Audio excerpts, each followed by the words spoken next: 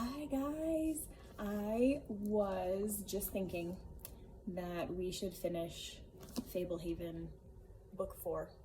We got so close, and so I am going to do a video or two and we're gonna finish the book together because you guys are awesome and I just couldn't stand leaving you at the point that we did because it was just so exciting and there was so much happening. So if you have the book and you haven't finished, or if you would like to follow along, we left off on page 444 or thereabouts, because remember, a couple of the books are a little bit different. But if you remember, the team is heading into the Dragon Temple and they're about ready to go down this very steep cliff in order to continue through the temple. So page 444, Gavin emerged from the knapsack with a sturdy length of knotted rope. Dugan fastened one end around a tall boulder and tossed the coil off the edge.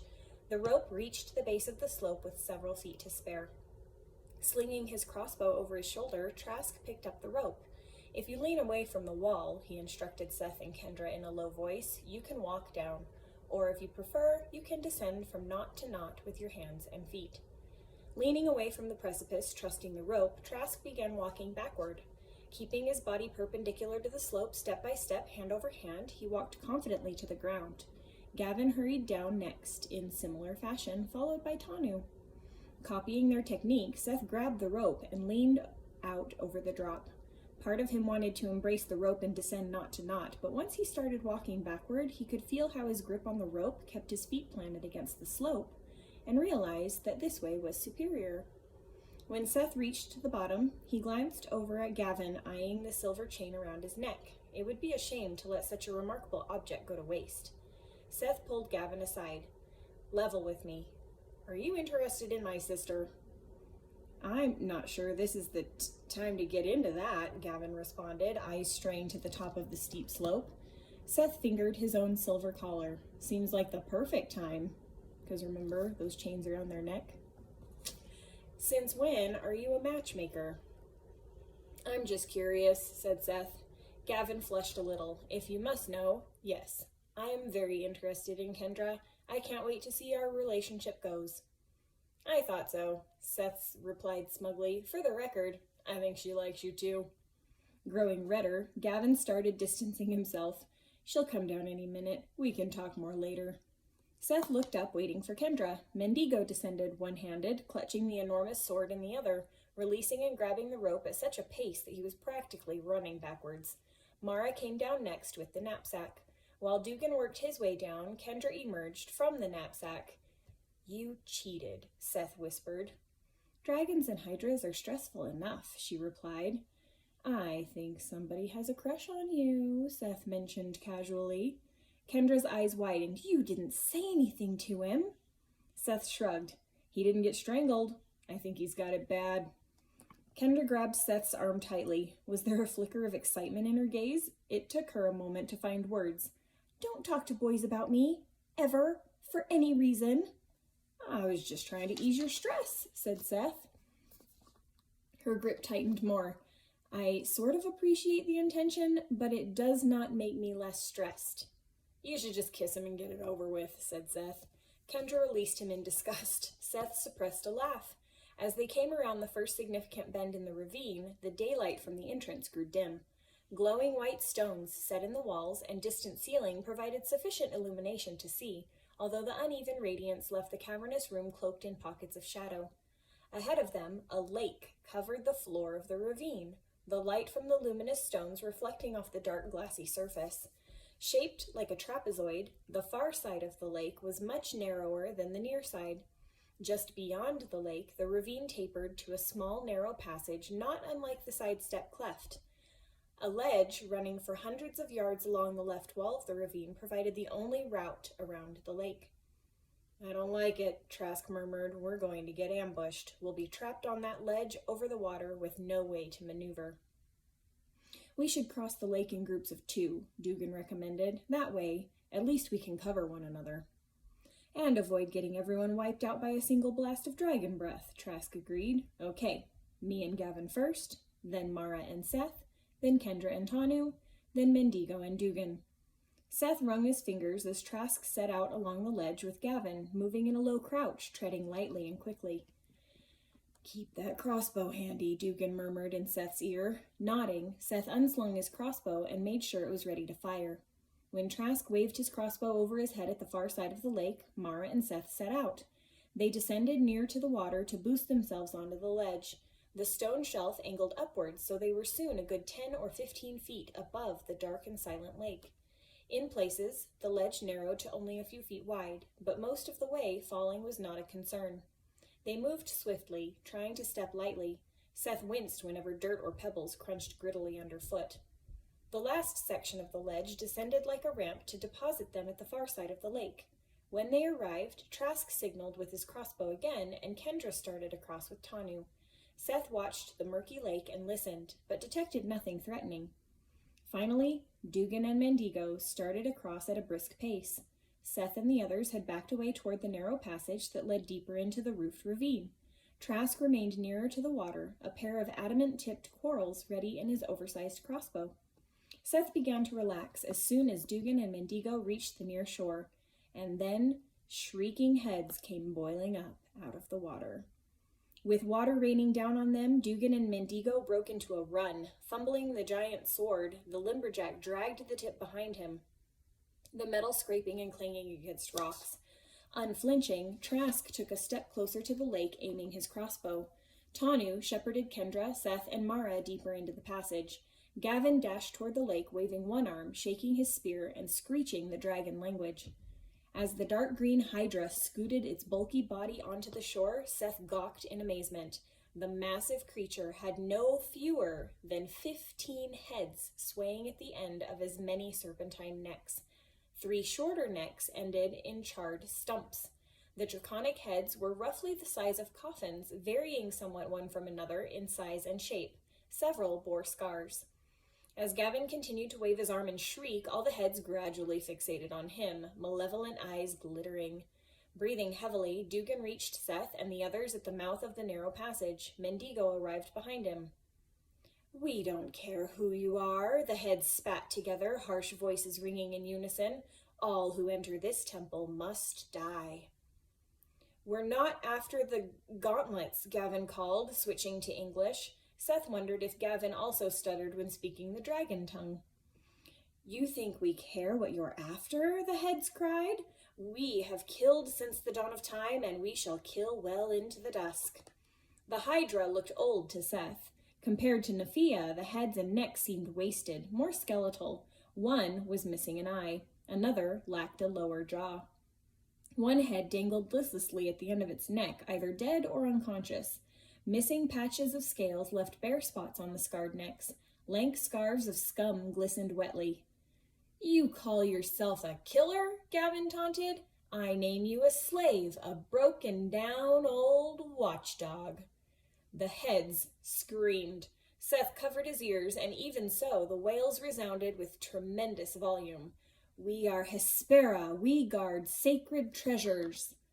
"You cower in the muddy pit reeking of slime," Gavin laughed. "Elsewhere in this same sanctuary, a younger hydra roams a glorious swamp, hunting fat prey as it pleases." "Liar!" the heads snarled together. "Oh, these dragons really pulled one over on you. Listen to yourselves. So many sad voices singing the same sorry tune." Gavin pointed to one head. "Say something on your own." He gestured to the head missing an eye. "How about you, Cyclops?" Gavin shook his head. "Your minds are further gone than your body. Pathetic." 2 of the heads on the right began to hiss at each other. Another head began to squeal. A head on the left stretched toward Gavin, fangs bared, but he skipped out of reach. "Silence," demanded a single head toward the center, yellower than the others. Gavin pointed at the speaker. "That one." Trask loosed a quarrel at the yellow head, and one of its eyes went dark. The head reared up, jaws opening, and Trask launched a second quarrel into its mouth. Using undersized forelegs and semicircular fins, the hydra scooted farther out of the lake. Trask tossed his crossbow to Gavin, who caught it as he sprinted away from the lake. Several heads lashed toward Trask. Casting aside his shield, he drew a pair of swords, and the blades rang against tooth and scale as he whirled and slashed, moving generally away from the water. Seth fired his crossbow, but could not tell where the arrow landed. Tanu threw glass bulbs that began to fill the air with smoke. The Hydra flopped farther onto the shore. After hacking off part of a tongue, Trask turned and ran. Everyone stampeded deeper into the passage. Behind them, the Hydra flailed and bellowed. The echoing wails seemed to come from all directions. "Slow down," Trask panted. "Don't rush. We're out of danger." "We should stop here," Tanu suggested in a stage whisper. "The passage widens again not much farther on. We could stumble unprepared into an equally deadly foe." "The creature is too big to reach us here," Trask said, leaning against the wall. "Anyone hurt?" Nobody responded. "Could have been worse," Dugan said. "The Hydra isn't there to keep us out," Seth said. "It's there to trap us inside." "It would appear that way," Trask agreed. "The creature didn't show itself until all of us were past. Between the narrow approach and the vulnerable ledge, we'll have a tough exit ahead of us," Gavin lamented, handing Trask back his crossbow. "What was with the trash talk?" Seth inquired. "I was trying to get some of the heads out of sync," Gavin said. "I wanted to identify the governing head. I think we succeeded. Hespera is ancient. Some of those heads looked unwell, senile or nuts or something. I hoped some might resent their role as guardian. If we could take out the governing head and incite the others, the monstrosity might end up trying to go 10 different directions at once." "Trask got an eye," Dugan said. "How's that for marksmanship under pressure?" "We injured the main head," Gavin agreed. "Might have injured it badly. The second quarrel went in the mouth and out the top of her skull." Trask crouched, winding and reloading his crossbow. "We'll deal with her when the time comes. Those shrieks alerted everything with ears to our presence. We should keep moving. Stay on your toes." Trask took the lead again. As Tanu had observed, the passage widened until they were advancing along a broad ravine once again. Seth paid attention to his footing on the uneven floor. The sporadic glowing stones left much of the ground in shadow. "Who have we here?" uttered a slow, deep voice from a cave in the wall of the ravine about 30 yards ahead. The cave mouth had looked like a patch of shadow until Seth saw a huge gray head emerge. His mind went blank. He couldn't even clearly see the shadowy eyes, but he found himself stupefied, unable to move. Gavin grabbed his hand and placed it into Kendra's, and the sensation passed. "Weary travelers," Gavin answered. "I will give you rest," the morose voice answered. Opening his mouth wide, Gavin shrieked and squealed. The dragon hooted a brief response. "Glamis!" Gavin cried. "Run! Hold your breath!" Trask fired both arrows at the head as it came farther from the hole and swung toward them. Stumbling alongside Kendra, Seth heard a mighty whoosh, then felt a fine spray against his skin.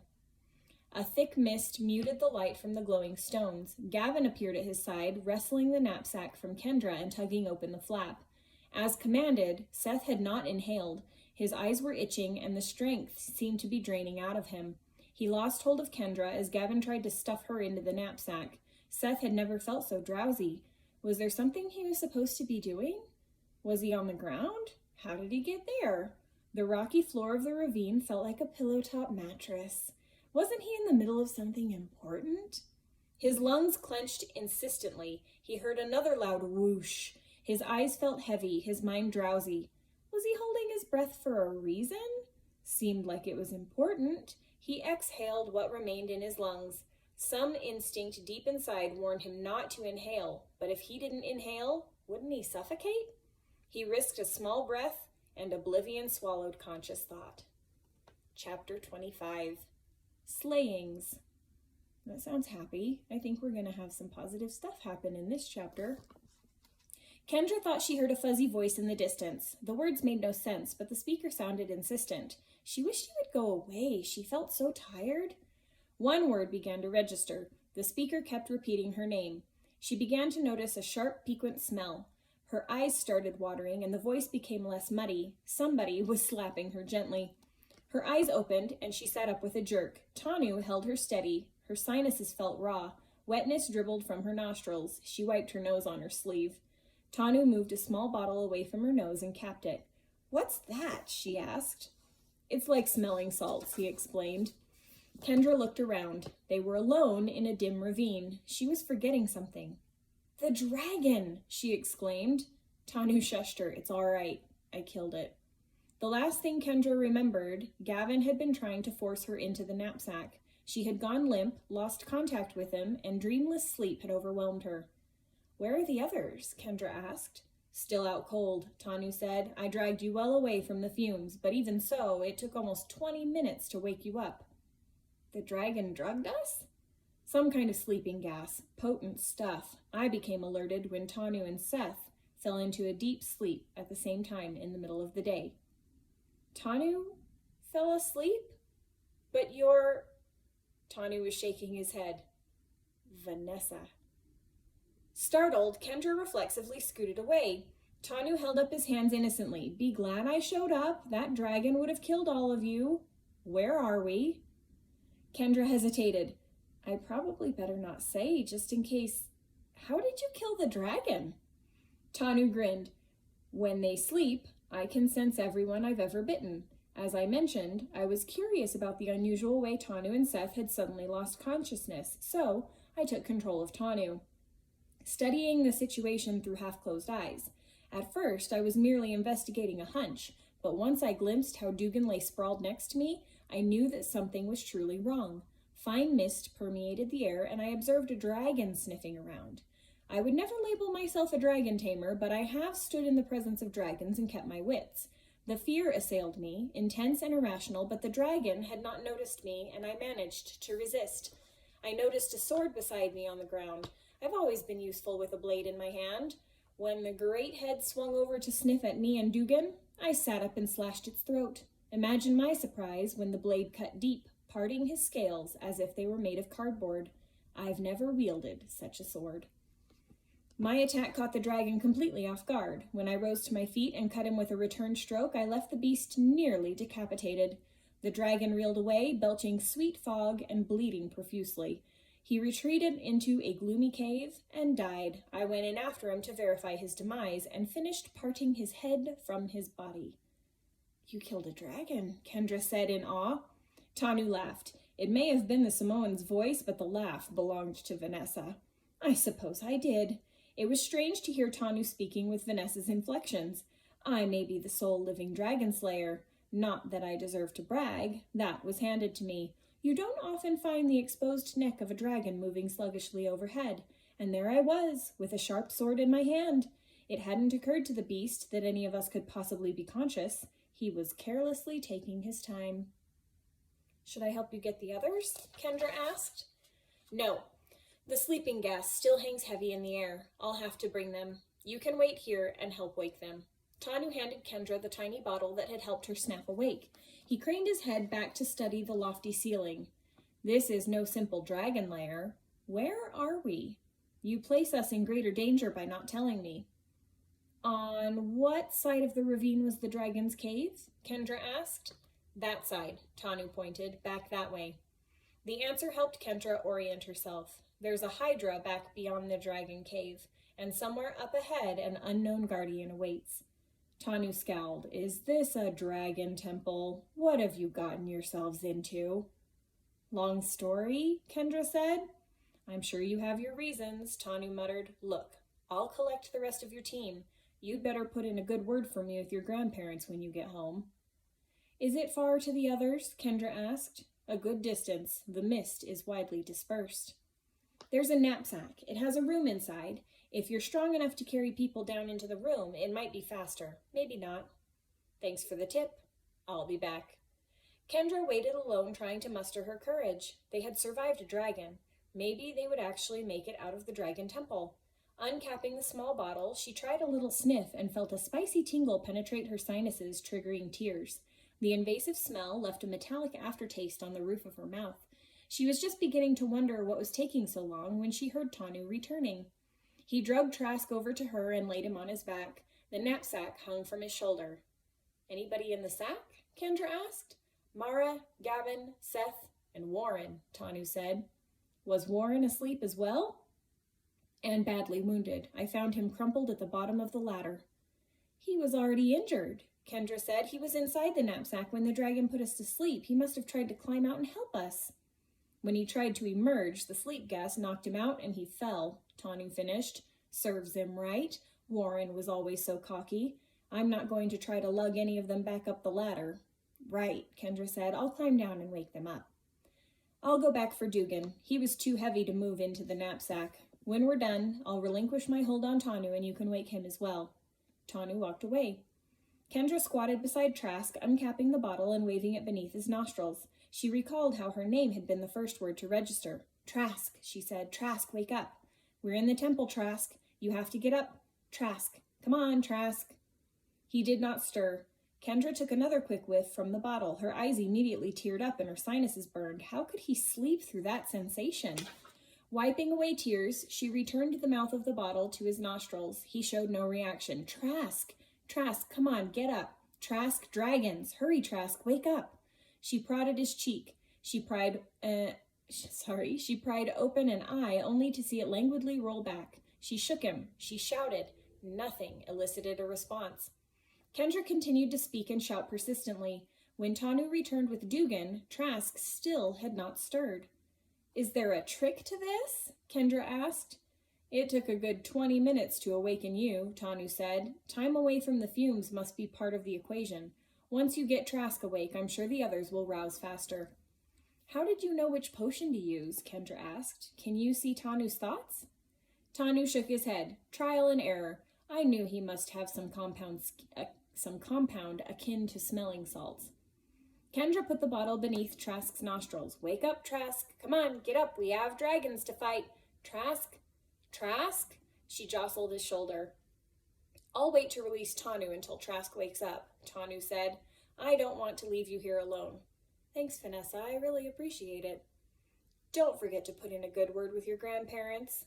I will, Kendra promised, if we ever make it out of here. She returned to trying to rouse Trask. Kendra had no way to confirm how long it took for Trask to start awakening. It felt more than 20 minutes. At last, he began to hum and moan as she shook him. Not long after that, his eyes opened. With her hand on his shoulder, she felt him tense up. What happened? He asked. Kendra explained. By the time she was done, Trask was on his feet. Vanessa Santoro, he said grudgingly, shaking hands with Tanu. We're indebted. Believe it or not, I'm actually on your side these days, Tanu replied. Now that you're awake, Lieutenant, I'd best return your potion master to you. I'll be watching. If you should fall asleep unnaturally again, I'll be back. Tanu reclined on the ground. You should have good luck awakening those in the knapsack by now. Save me and Dugan for last. Bye, Kendra. Bye. Tanu closed his eyes and his body slackened into a deep sleep. Trask stood guard while Kendra descended into the storage room. It took only a few minutes to awaken Seth. Gavin and Mara woke even faster, and Warren sat up on his own. It turned out the fall had broken both bones in his forearm. The others carefully helped him back to his resting place. After everyone in the storage room understood what had happened, Kendra led the way up the ladder. Using the pungent scent from the little bottle, she awoke Dugan and finally Tanu. The Samoan had a big grin on his face by the time they finished recapping what had transpired. Glamis was an old dragon, and blind, Gavin said. I had heard of him. His reputation was renowned. He was truly one of a kind. Once I understood who we were facing, I knew we were in trouble. That breath of his will put anything to sleep, even other dragons. I managed to break a smoke grenade before I went down, Tanu put in.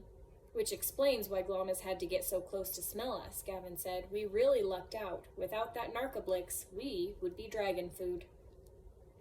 I know Vanessa gets the credit, Tanu said, repressing a grin, but it's pretty cool to think I took down the dragon.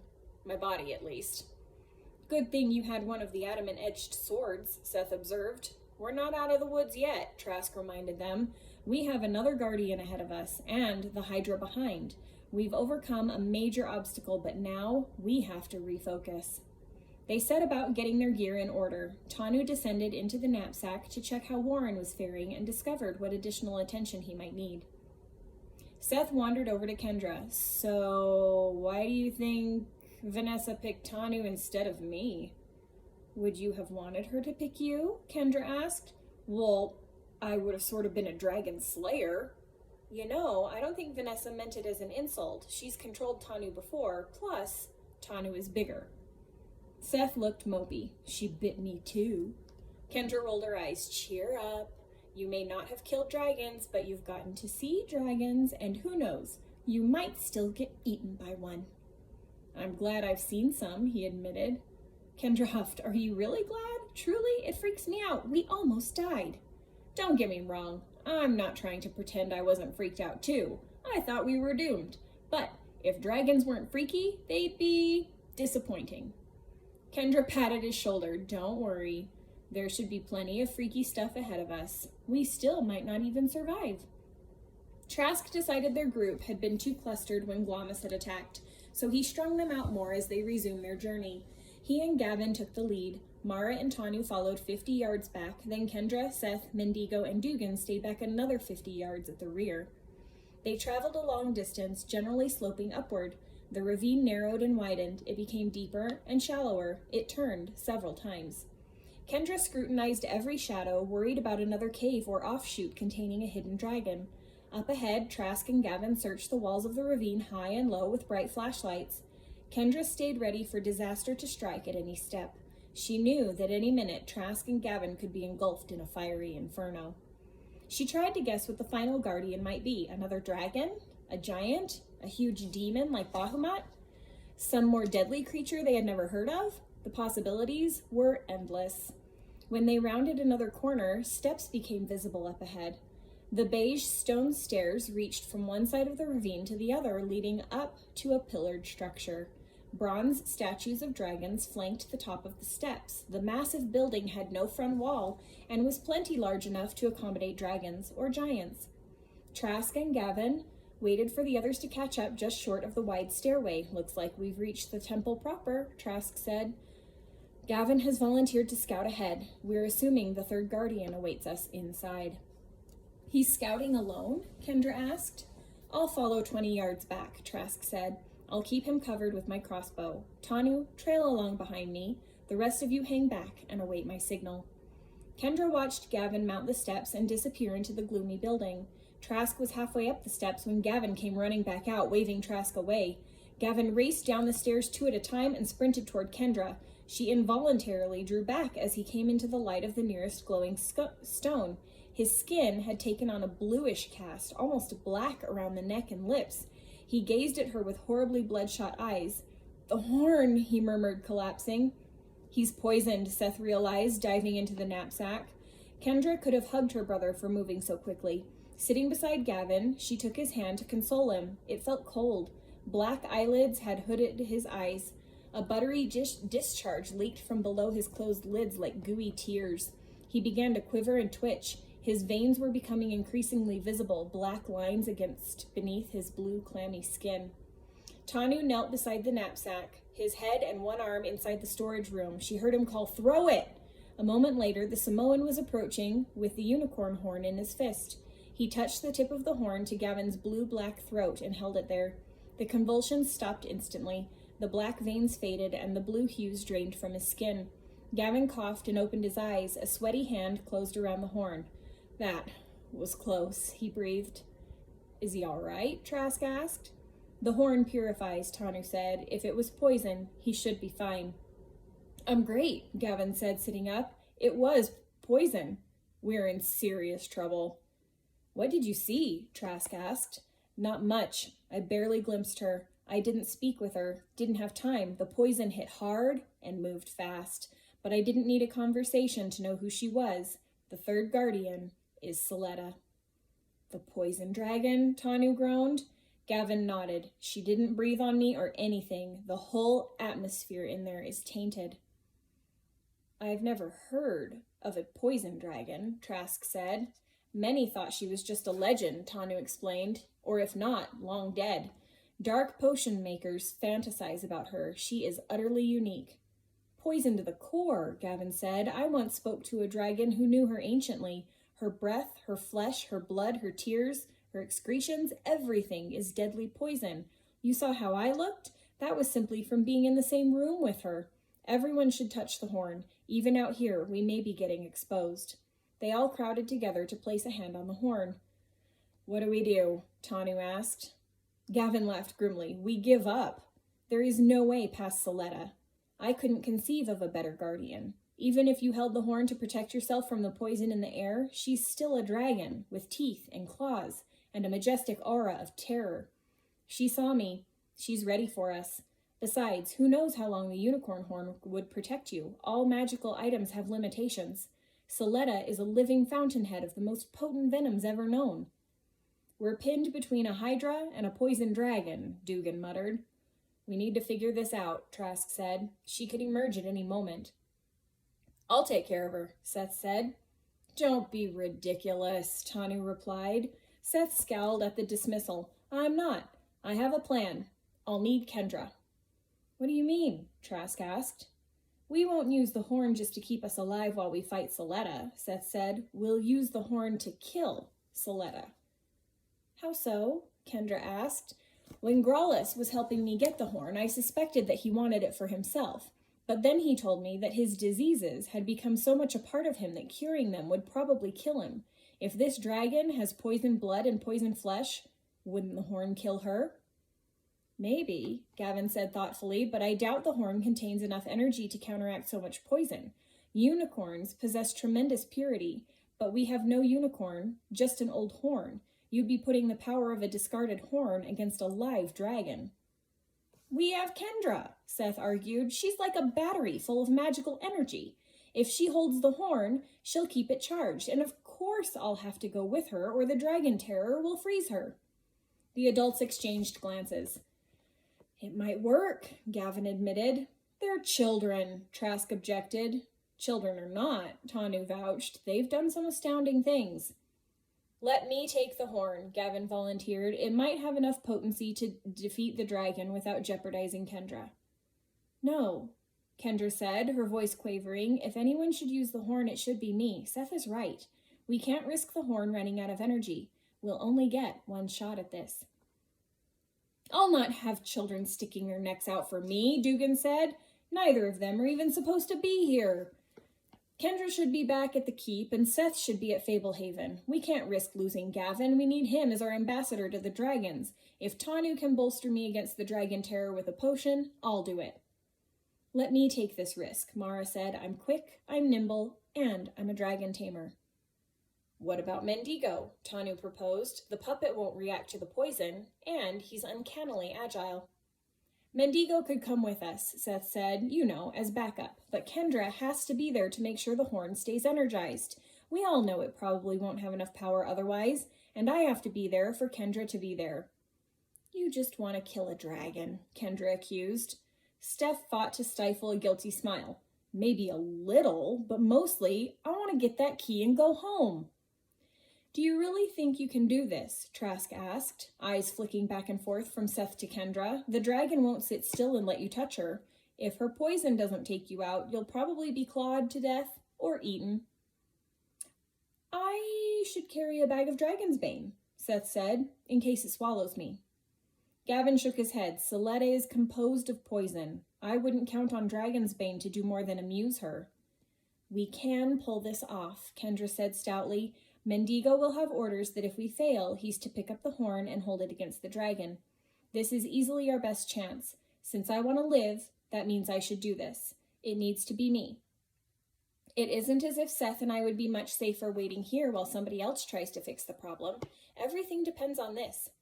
We won't blow it, Seth promised. They make a solid argument, Trask said. Objections? Gavin sighed. If we mean to keep going forward, it's our best bet. If we try to retreat, Soletta may follow, Mara warned. They're so young, Dugan protested weakly. All right, Trask said. Do it. At the top of the stairs, you'll see a tremendous room with pillars throughout, Gavin described. Use the pillars as obstructions to keep the dragon from leaping at you easily. When you make your move, go in hard and fast. Keep hold of each other. I have handcuffs in the knapsack, Tanu said. Should we cuff them together? Yes, Seth and Kendra answered at the same time. Tanu climbed down into the storage room. Gavin handed Kendra the unicorn horn. Pulling Mendigo aside, Trask handed the puppet a sword and a flashlight. Mendigo, Trask began, you will enter the temple ahead of Kendra and Seth. Tanu will give you 4 smoke bulbs. You will smash them in different parts of the room. You will stay in motion, cavorting around the room, but keeping the flashlight on the eyes of the dragon. As needed, you will use the sword to defend Kendra and Seth. Should they get killed or otherwise lose the horn, you will retrieve the horn and hold it against the dragon. Understood? Mendigo nodded. Tanu emerged from the knapsack. We'll put the horn in Kendra's right hand, Tanu said, cuffing Kendra's right wrist to Seth's left one. To avoid being poisoned, you'll both need to keep in constant contact with the horn as well as each other, Gavin said. He adjusted their grip until he was satisfied. Seth ended up holding the horn a little higher than Kendra with his hand overlapping hers. My good hand is free, Seth said. Should I bring my sword? No, Trask said. If you get close enough to use a sword, you'll need to be using the horn. But you could bring your crossbow. Gavin gave Seth the weapon. Don't dwell on the crossbow, Dugan cautioned. The horn is everything. Right, Seth agreed. Off you go, Trask said. Good luck, Tanu added. Come on, Seth urged, tugging Kendra forward. Settle down, Kendra complained. Mendigo trotted ahead, reaching the stairs and bounding up them fluidly. Kendra glanced at Seth. Don't stress, he said with a smile. No matter how big the dragon is, all we have to do is touch her. Before she touches us with her claws or teeth, Kendra amended. Right, and we had better hope the horn works quickly. Kendra's hand felt damp to Seth. Was it his perspiration or hers? Wouldn't that be wonderful if the horn slipped from her grasp? He and his sister would die blue, handcuffed together. They started up the large steps. The bronze dragons glared down from above. As Kendra and Seth cleared the highest steps, the room came into view. Glowing stones in the walls and ceiling provided dull light. Smoke billowed inside the vast chamber where Mendigo had shattered bulbs. The left and right sides of the room were forests of wide pillars, with a spacious central aisle leading to a distant doorway. Most of the way across the room, the dragon crouched among the leftmost pillars. Mendigo pranced along a good distance away from Soletta, keeping a bright flashlight trained on the dragon. The beam interrupted at intervals when blocked by columns. Lacking visible scales, Soletta looked like a giant salamander with translucent skin. Networks of dark blue veins tangled with purple and green organs.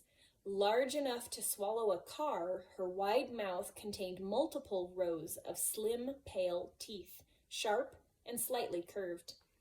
In a flurry of motion, the dragon scurried toward Mendigo, long body lashing. The puppet danced away from the attack. Only now that Soletta had moved closer to a luminous stone did Kendra notice her incredible length, the elongated body supported by at least 10 sets of legs. Seth led the way to the nearest pillar on the left side of the room. I see you too, the dragon hissed in a voice like fierce overlapping whispers. Did you send this ludicrous puppet to pester me? Kendra shook her head at Seth, warning him not to answer. We're here on vacation, Seth yelled. We're touring the world's weirdest dragons. The puppet is our guide. Do you charge for photos? Tugging Kendra forward, Seth ran ahead to another pillar. As they dashed across the open space, Kendra saw the dragon slinking toward them. Why aren't you choking? Soletta asked. We're not in the mood, Seth replied. We were wondering if you could give us directions to a dragon named Glomus. All we could find was this big stupid gray dragon with its head chopped off. Soletta gave a rattling snarl. A purple fog filled the air. The particles smoked when they touched Kendra's skin. Again, Seth led the way as they ran to the next pillar. Squinting through the purple haze, Kendra could barely make out the dragon crouched only 2 pillars away. What counter spell are you using? Soletta accused. Seth peeked around the pillar, raised his crossbow, and fired. The dragon roared. They could hear her scuttling toward them. Peering around the pillar, Kendra saw that instead of coming straight at them, the dragon was looping around to a neighboring pillar. Seth and Kendra adjusted to keep the pillar between themselves and the dragon. Stop slinking around, Soletta hissed, her voice thick with irritation. We'll stop hiding when you stop being poisonous, Seth called. Seems like you're the one stalling. Come on out so we can get our photo and go home. They heard Mendigo jingling nearby. Then the great head of the dragon came around the side of the pillar not 10 feet away. Kendra had heard no hint of Soletta's stealthy approach. Apparently, the dragon could move silently when it suited her. The huge mouth opened, and a geyser of warm sludge sent them sprawling backward. Kendra clung desperately to Seth and the horn as they fell. The tar-like substance spat and sizzled, vaporizing off their skin and clothes. Kendra used her free hand to wipe the sludge away from her eyes as Seth hauled her to her feet. Sword in hand, Mendigo was hacking at the dragon just behind the head. Twisting and snapping, Soletta trapped the lumberjack in her mouth, leaving only the wooden legs hanging out. Holding the horn out in front of them, Kendra and Seth charged. The mouth opened again, regurgitating more inky liquid. Mendigo flopped out onto the floor, but this time there was not as much pressure behind the foul outpouring. Keeping their footing, Kendra and Seth sloshed forward, the horn outstretched, reaching for the dragon's snout. As the tip of the horn drew near, Soletta reared away. They charged her, but her long body flexed and twisted away from them. Dozens of squishy, webbed feet backpedaled. Even as the front half of her sinuous body curved out of reach, her tail swung around and whipped Kendra and Seth across the ankles, sweeping their feet out from under them. They hit the floor hard. "Now I see," Soletta hissed angrily. Yes, the wicked children brought a nasty thorn to prick me." Rising together, Kendra and Seth chased the retreating tail. The front of Soletta went behind a fat pillar up ahead and seemed to disappear, her tail the last part of her to vanish. Heedless of the danger, Kendra and Seth raced toward the dragon, coming around the pillar in time to see that Soletta had been climbing the far side. Her head and front legs had already reached the top and started across the ceiling. Leaping forward, Kendra and Seth raised the unicorn horn and pressed it to the end of the dragon's tail just before it rose out of reach. The tail froze and went rigid. Kendra heard a wet, tearing sound. Looking up, she saw splayed feet peeling away from the wall. The dragon was starting to fall. Breaking contact with the tail, Kendra yanked Seth sideways. They lunged to the other side of the pillar as Soletta slapped heavily to the floor. Coming back around, they found her flapping and flailing. Pouncing toward her rear section, they stabbed the horn against her gummy body. The writhing stopped. Soletta went very still. The horn grew hot in Kendra's hand. As the dragon began to vibrate, the horn became scorching, but Kendra and Seth kept it firmly in contact with the dragon, even after her legs went limp and her head drooped to the floor. Underneath the translucent skin, the black lines of her veins spread into inky clouds. The strangely visible organs lost their shape and blurred together. Her insides began to boil, and her skin split open, emitting rank plumes of the deepest blues and purples. Kendra covered her mouth with her free hand and pushed the unicorn horn against the dragon. As Soletta started to shrink and wither, she and Seth adjusted to keep the horn in direct contact. After a few moments, they held the horn against a dry, shriveled husk, not a tenth of the dragon's previous size. After Soletta had remained brittle and motionless for a long minute, with no new vapors steaming out of her, Seth said, "I think we're good." Keeping their hands on the horn, they stepped back. The grotesque dragon husk did not twitch. Kendra looked over her shoulder. Some distance away, a pool of black liquid covered the ground, but she did not see Mendigo. "Where's our puppet?" Seth asked, voicing her thoughts. Kendra walked to the black pool, crouched, and dipped the tip of the unicorn horn into the foul fluid. Bubbling and smoking, the tar-like puddle turned to vapor. On the bare floor rested the sword, a flashlight, and numerous small golden hooks. "What the heck?" Seth exclaimed. "He's gone!" Kendra considered the evidence. That black sludge must have dissolved the wood. Seth picked up a hook, examining it closely. Not even a splinter left. Tears shimmered in his eyes. "That sort of takes the fun out of everything. Think we could rebuild him?" "With only hooks left, I guess we can gather them up just in case." Maintaining his grip on Kendra and the horn, Seth crawled around the area, meticulously collecting every hook and clasp he could find. Kendra gathered hooks as well. She told herself not to cry, that Mendigo was not a person. The puppet had no identity, no will. He was just a tool, a mindless wooden robot. When he had worked for Muriel, Mendigo had put Kendra and her family in grave danger. But since his loyalties had been altered by fairies, the puppet had saved Kendra's life multiple times, and now he had been destroyed trying to protect them. He may have only been a mechanical servant, but he had been reliable and true. She and Seth would be less safe without him. Kendra found herself wiping moisture off her cheeks. "Kendra!" a voice hollered from outside the chamber. "Seth, are you all right?" It was Tanu. "Think we got them all?" Kendra asked. Seth scanned the floor. "Looks like it. We better go let them know what happened." Together they walked to the top of the stairs. Their companions waited not far from the bottom step. "We killed Soletta," Kendra announced. She and Seth started down the stairs. The others cheered and shouted congratulations. At the bottom of the steps, she and Seth had to recount all the details. Everyone kept hugging them and clapping them on the back. By the exuberant expression of relief, Kendra could tell that most of her comrades had doubted that she and her brother would succeed. They were all saddened to hear Mendigo had been disintegrated, but no further tears were shed. Tanu said that the magic animating Mendigo had most likely been in the wood, but that he was no expert on such things, and keeping the hooks couldn't hurt.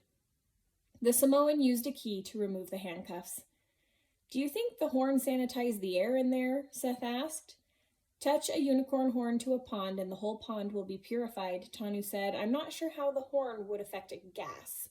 The vapors you saw rising from the dragon and the poison pool would be harmless, but the pre-existing gases in the chamber might still have potency." "We'll take no needless risks," Trask said. "3 of us will proceed to the treasure room, each with a hand on the horn. Kendra should be one to be certain the horn remains active. She should also be there in case Patton left another message." "I want to come too," Seth said. "I remember the descriptions of the figurines." "And I'll come for protection," Trask said. "I'm going to head back to the Hydra," Gavin announced. Trask shook his head. "We'll face Hespera together once we retrieve the key." "No, I have a plan," Gavin insisted. "Let me borrow Seth's crossbow. I'm going to visit the corpse of Glomus and dip my spear and some corals into his vital juices. I may be able to put the Hydra to sleep." "You'll probably just fall asleep yourself when you return to the area where Glomus lies," Tanu cautioned. "If I do, you guys can wake me," Gavin insisted. "I'm inspired by Kendra and Seth. A small, focused attack has advantages. If I approach the Hydra alone, I think I can soothe her and get close enough to prick her. Don't worry, I won't throw my life away. But if I can clear the path for our escape, why not?" "I'll trust your judgment," Trask said. "You don't want somebody to accompany you?" "My best chance of getting close is to go in alone," Gavin said. "If I succeed, you'll find me waiting. If I can't pull it off, I'll come back. Or you'll find me unconscious near Glomus. If you don't find me at all, you'll know what happened." "I don't like this," Kendra said. "I feel good about it," Gavin replied. "None of our options are pleasant," Trask said. "Gavin, I think this is worth a try. If you can get close and put the Hydra to sleep, we might beat the odds and see daylight again. You're free to go. In case Gavin can't subdue the Hydra, the rest of you should make ready to face Hespera and dash to our rendezvous with the Griffins. Kendra, Seth, come with me." And that's where I'm going to stop for right now. There will be more. I promise I'm going to finish the book, but this video is over for today, so I hope you're all having a great day. We will start back with chapter 26 next time. Okay, bye guys. Have a great day.